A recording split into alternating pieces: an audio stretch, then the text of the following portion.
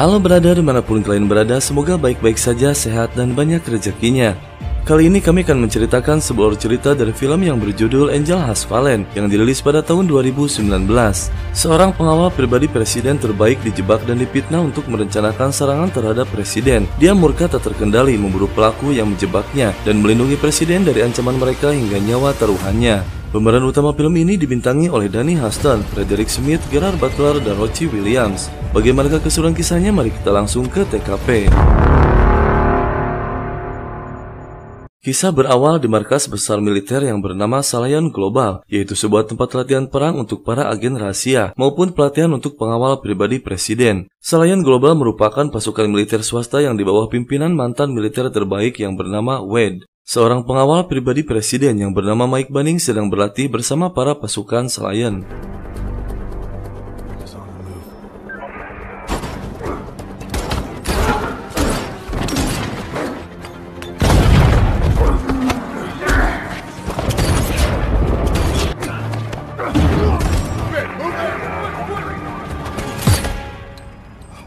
Wade dan Mike berteman baik dalam kemiliteran. Mereka sama-sama mempunyai pangkat yang tinggi. Ketika Wade sudah pensiun, dia membangun pasukan militer swasta yang bertujuan untuk bisnis kontrak dengan pemerintah terkait kemiliteran, termasuk masalah perang. Pasukan Salayan termasuk pasukan elit yang profesional. Mike akan segera ditunjuk menjadi direktur agen rahasia oleh presiden, menggantikan David Gentry yang akan pensiun. Wade pun menawarkan kontrak untuk pelatihan pasukannya nanti di tempatnya. Mike pulang dan tiba di rumahnya dengan keluarga kecil mereka, seorang istri dan putri kecilnya. Keesokan harinya, Mike pergi ke dokter tanpa sepengetahuan istrinya bahwa Mike mempunyai penyakit gegar otak. Kepalanya sering sakit akibat migrain hingga selalu mengkonsumsi obat. Dokter menyarankan untuk hati-hati dengan penyakitnya. Mike bertugas seperti biasa, pengawal presiden kemanapun dia pergi. Para petinggi negara termasuk wakil presiden mengadakan rapat intern untuk membahas keterlibatannya kontraktor swasta, yaitu pasukan Salayan yang tadi dalam membantu pertahanan militer negara, termasuk pengamanan terhadap pemilu nanti. Presiden tidak setuju dengan dilibatkannya kontraktor swasta tersebut, namun wakil presiden ngotot ingin melibatkannya, namun keputusan tetap ada pada presiden. Wade berkunjung ke rumah Mike. Mereka bersantai sambil bercerita tentang masa lalunya saat bersama-sama di medan perang. Mike mengatakan kalau dirinya tidak akan menerima jabatan direktur karena tidak terbiasa jika bekerja di dalam ruangan. Lalu Mike akan merekomendasikan Wade sebagai penggantinya, namun Wade juga menolaknya.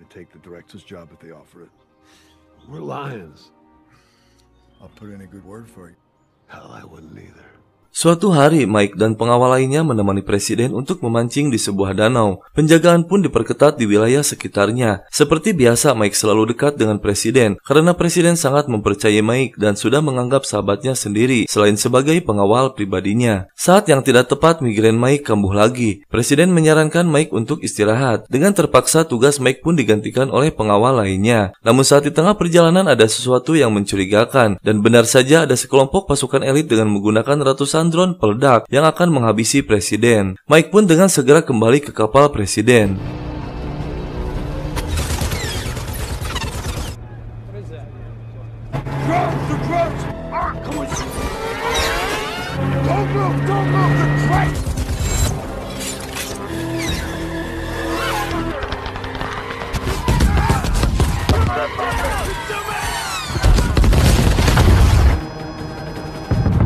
Semua para pengawal dan pasukan militer pemerintah tewas, namun Mike sengaja dibiarkan hidup agar pihak pemerintah akan menganggapnya bahwa Mike lah yang melakukan penyerangan tersebut, karena dari sekian banyaknya pengawal cuma Mike lah yang masih hidup.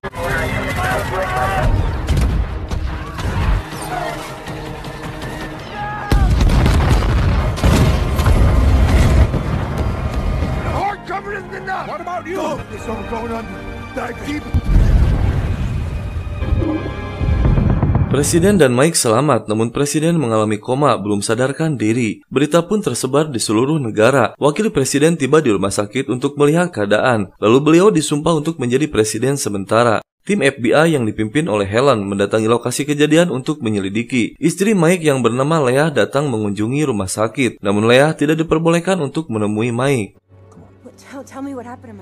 Rencana para komplotan penjahat berhasil. Mike diborgol di rumah sakit karena dianggap terlibat dalam penyerangan tersebut dengan beberapa bukti yang ditemukan oleh tim FBI. Mike mempertanyakan kenapa dirinya diborgol. Helen mengatakan ada beberapa bukti yang menguatkan, yaitu kenapa hanya Mike saja yang selamat sementara seluruh pengawal lainnya tewas. Adanya transferan ke rekening Mike sebesar $10 juta.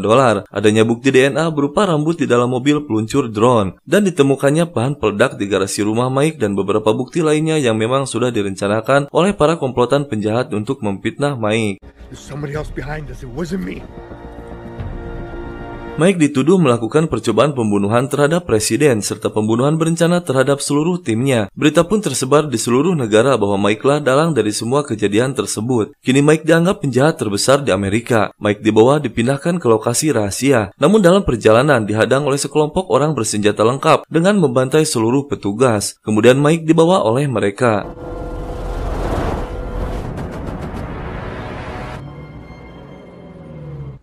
Things just went dead.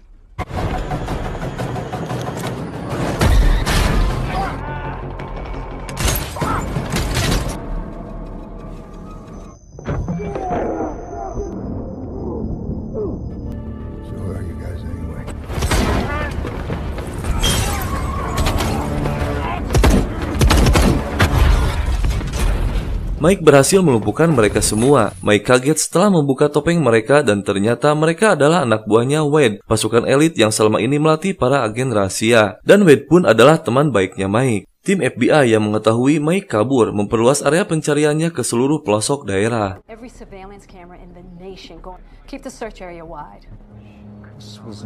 Wade yang menjadi dalang dari semua kejadian ini ternyata ada yang mengendalikan lagi di atasnya. Dia memerintahkan untuk segera menghabisi Mike sebelum presiden sadar dari komanya. Mike mencoba menghubungi istrinya untuk menanyakan keadaan dia dan putrinya. Percakapan Mike disadap oleh FBI dan berhasil menemukan titik lokasinya. Tiba-tiba datang sekelompok preman menodongkan senjata kepada Mike untuk menangkapnya dan menyerahkannya ke pemerintah dengan mengharapkan imbalan. Namun Mike berhasil melumpuhkan mereka, bahkan membawa mobilnya. FBI menemukan Mike dan mengejarnya.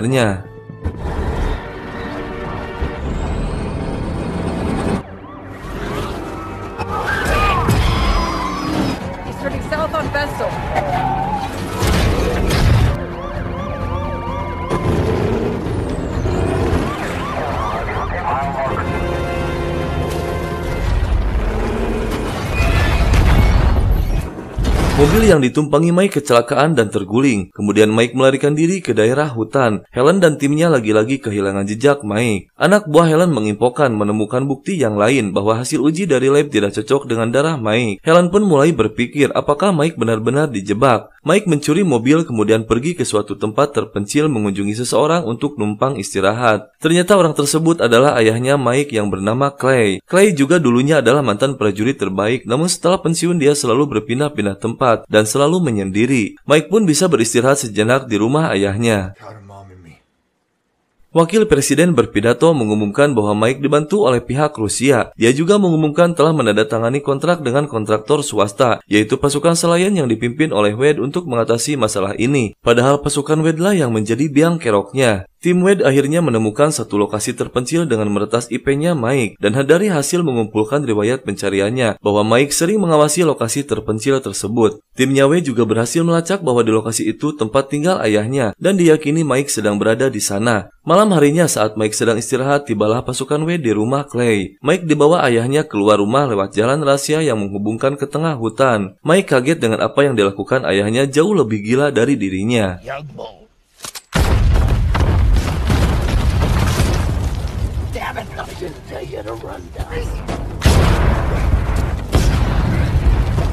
You stay here.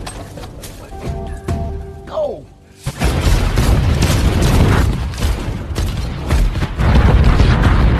Keesokan harinya Mike menghubungi Wade untuk menyatakan perang dan dia akan datang sendirian. Mike kemudian pergi bersama ayahnya sengaja lewat jalan kota supaya tertangkap CCTV untuk memberi pesan kepada FBI lokasi di mana Mike telah meledakkan sebagian lereng gunung dan meletakkan banyak jasad di teras rumah dengan tulisan pasukan Selayan Global yang dipimpin oleh Wade. Helen mulai meyakini bahwa Mike benar-benar dijebak. Untuk meyakinkan, kemudian Helen dan anak buahnya mendatangi markas Selayan Global untuk menemui Wade. Namun apa yang terjadi? Thompson. You said it was a matter of national security. Mike dan ayahnya berpisah. Mike akan menemui presiden untuk melindunginya dari ancaman Wade meskipun nyawa taruhannya. Lalu ayahnya ditugaskan untuk melindungi menantu dan cucunya. Wade yang semakin terdesak diperintahkan oleh orang yang mengendalikannya untuk segera menghabisi presiden. Dan ternyata dalang dibalik semua ini adalah wakil presiden. Dialah pengkhianat negara yang haus kekuasaan. It's time to take the gloves off. That will parlay into billions. Leah dan anaknya kedatangan dua orang yang memaksa untuk ikut bersamanya. Namun pada waktu yang tepat ayahnya Mike datang menolong mereka. Kemudian Clay meyakinkan bahwa dia benar-benar ayahnya Mike. This wasn't well. Presiden akhirnya bangun dari komanya. Dia menceritakan kejadian yang diingatnya. Kemudian pengawalnya menceritakan tentang Mike bahwa dialah yang merencanakan kejahatan ini dengan beberapa bukti yang kuat. Namun presiden masih tidak mempercayainya. Wade dan pasukannya memutuskan untuk mengakhiri misinya hari ini juga dengan risiko apapun yang terjadi. Sementara Mike juga menuju rumah sakit untuk menemui presiden sekaligus untuk melindunginya. Trump's fucking dying today.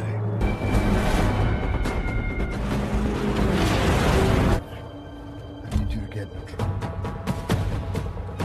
Don't move.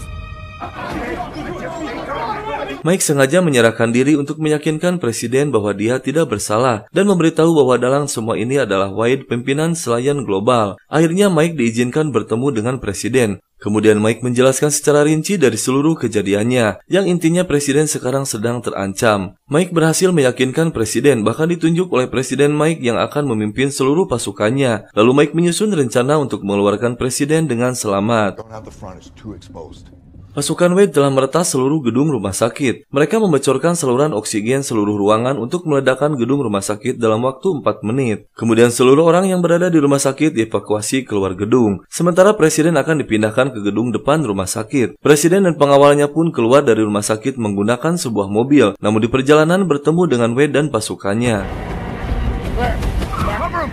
Down their cons! Bury them under the rubble! Stay behind the wheel.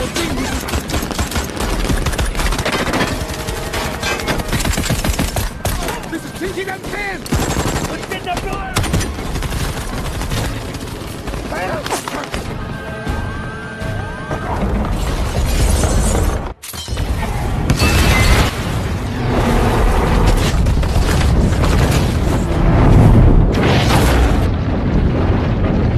Gedung rumah sakit pun meledak. Mike dan pasukannya berhasil menyelamatkan presiden dari kebrutalan Wade. Kemudian presiden ditemani satu pengawal ditempatkan di ruangan yang aman. Sementara Mike dan beberapa petugas akan menghadapi Wade dan pasukannya. FBI dan pasukan militer lainnya sedang dalam perjalanan menuju gedung. Mengetahui pasukan militer akan segera mengepung gedung, Wade memanggil helikopter untuk melarikan diri setelah menghabisi Mike dan presiden. Wade dan pasukannya pun beraksi.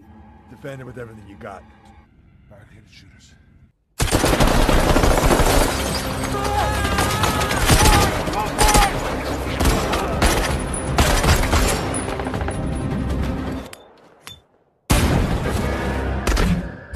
Pasukan penjaga presiden dibantai habis, yang tersisa hanya Mike seorang. Wade dan timnya memasuki ruangan presiden, namun ruangan itu ternyata kosong. Mike memang cerdas mengelabui mereka, padahal presiden ada di ruangan tersebut yang pintunya terhalangi oleh lemari. Seolah-olah tidak ada ruangan lagi. Seluruh pasukan gabungan militer pun tiba. Kemudian Mike mengejar Wade yang akan melarikan diri dengan helikopter.